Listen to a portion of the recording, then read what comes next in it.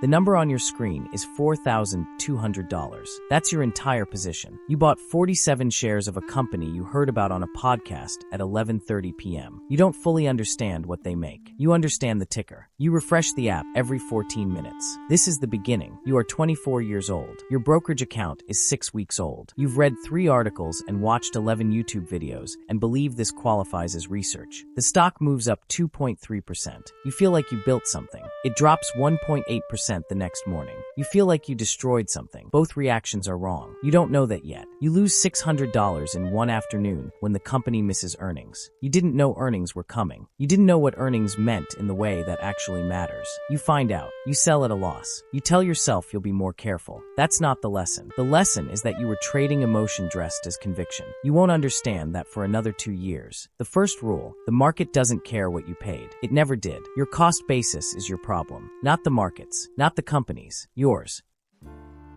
You open a second account. You start reading 10 cases. Not all of them. Parts. The parts that confirm what you already think. This is called confirmation bias. You call it due diligence. There is a difference. You are not doing the second one. Your portfolio sits at $11,000. For positions, one is up 34%. One is down 22%. One has done nothing in 7 months. One you forgot you bought. You check the winner constantly. You avoid looking at the loser. This ratio of attention to performance is exactly backwards. You are learning the wrong things at the right time. You start following accounts online. Men with charts and conviction and a very specific tone. You learn their language. Breakout. Support level, RSI divergence. You draw lines on charts. The lines feel like knowledge. They are not knowledge. They are pattern recognition applied to randomness. You learn this when the pattern fails and costs you $2,200 in 4 trading days. You stop drawing lines. You start reading about businesses, balance sheets, free cash flow, return on invested capital. The vocabulary shifts. The approach shifts. Something underneath you shifts. Your portfolio crosses $40,000. Not because you picked brilliantly, because you stopped selling every time the price moved against you. You learned that the position isn't the thesis. The thesis is the thesis. If the thesis is intact, the position is intact. This took 4 years to actually believe. The second rule, volatility is not risk. Permanence of loss is risk. Most people spend their entire investing lives confusing the two. You buy a company no one is discussing, a regional industrial business with a boring name and a remarkable return on equity that has compounded quietly for 11 years. You hold it for 16 months. It returns 61%. Nobody asks about it. You don't post about it. The best investments almost never generate conversation.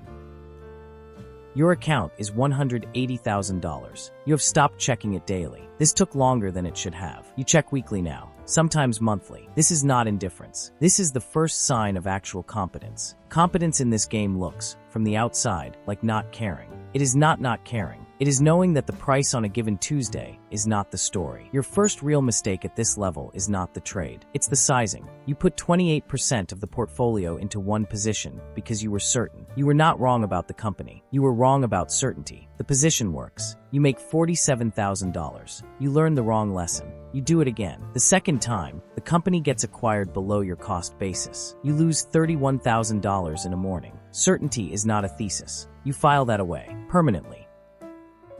You are 33. Portfolio at $340,000. No advisor, no fund, no signal service. Just a spreadsheet, a reading list, and one rule you apply without naming it. If you cannot explain why you own something in 3 sentences, you don't own it well enough to hold through a 40% drawdown. Everything draws down eventually. Everything. The third rule, surviving a drawdown without selling is not discipline. It is conviction. Discipline is about rules. Conviction is about understanding. You need the second one. The first one without the second breaks at exactly the wrong moment. A correction arrives. 17 months of rising prices end with a Fed statement. The market drops 19% over 6 weeks. Your portfolio drops 23%. You don't sell. You buy. Not because you're brave. Because you've done the work and prices are now disconnected from the businesses underneath them. This is the trade most people describe and almost no one actually executes. You execute it. It costs you psychologically for 3 months. The portfolio recovers, then exceeds, then compounds. Your net worth crosses $700,000. The portfolio is $610,000 of it. You start to understand something that doesn't get discussed in the places where investing gets discussed. Compounding is invisible until it isn't. For years the line moves slightly. Then one year it moves in a way that changes the shape of the chart. The numbers stop feeling like numbers. They feel like time, stored time. Decisions made at 26 arriving now, at 37, as something unrecognizable from where they started. You stop explaining this to people who haven't felt it. There is no shortcut to the demonstration. You restructure. 15 positions become 8. The ones you've held through bad quarters and bad headlines and still believe in the decade-long thesis. Concentration is uncomfortable. Concentration, done with actual knowledge, is also how wealth compounds at a rate that changes what's possible. You cross $1 million on a Wednesday. Nothing happens. No bell. No dinner. Your spouse knows. You tell 2 other people. That's it. Because you understand something the people posting screenshots don't. The number is not the event. The number is the consequence of the process. The process doesn't stop because the number changed. The 4th rule, the million is not the destination. It is proof that the process works. The only correct response is to continue the process. You are 41. Portfolio at $2.3 million. You have owned one position for 9 years. You've been asked many times whether you're going to take some profit. You haven't. The position has returned 340% on cost. The business is structurally stronger than when you bought it. Selling would be a tax event and an act of impatience dressed as prudence. You don't sell. The people who asked about taking profit bought and sold 6 other things in those 9 years. They are not ahead of where you are. You start being asked for advice. You give almost none. Not because you're withholding, because the only advice that works is, buy good businesses, pay reasonable prices, hold them longer than feels comfortable, and don't let short-term prices replace long-term thinking. Nobody wants that advice. They want a ticker. You don't give them the ticker. 1 year the portfolio dropped 31%. You added to your largest position. That position is now 41% of the portfolio. At your level, that concentration would alarm most advisors. Most advisors also haven't compounded at 16% annually for a decade. You are aware of the survivorship bias in that sentence. You are also aware that you did the work. The 5th rule, the market rewards patience with a lag that makes impatience feel rational almost until the moment it doesn't. Your portfolio is $4.7 million.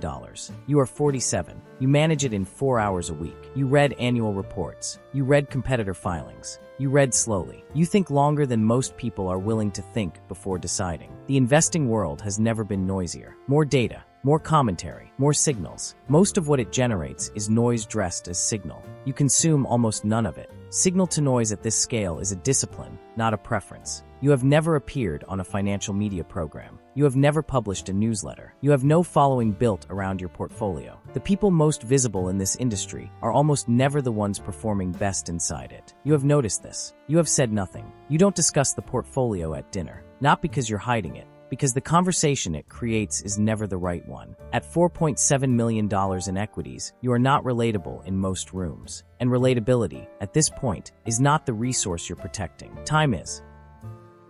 You are 51. Your portfolio is $8.1 million. Your largest position alone is worth more than you earned in your first 12 years of working. You have held it for 17 years. The share price is 9x your cost. The business is better now than when you bought it. You still own it. You probably always will. You haven't lost anything you can name. That is the most honest description of what this process cost. The hours. The relationships that thinned while you read instead of attended. The person who refreshed the app every 14 minutes is not the person running this portfolio. You are aware of that distance. You don't romanticize either end of it. The machine is still running. A different machine than the one you thought you were joining at 24, when you bought 47 shares of a company you didn't fully understand and felt like you'd built something every time the number moved up. Somewhere tonight, someone else is doing exactly that. The app is open. The position is small. The anxiety is large. The number on the screen feels like the most important number in the world. They don't yet know it is the least important part of what's coming. The market opens in the morning. It always does. It doesn't ask who's ready. It opens, and whoever shows up quietly, consistently, without flinching at the price on a given Tuesday, they compound. The machine doesn't stop. It just finds new people to run it. It always has.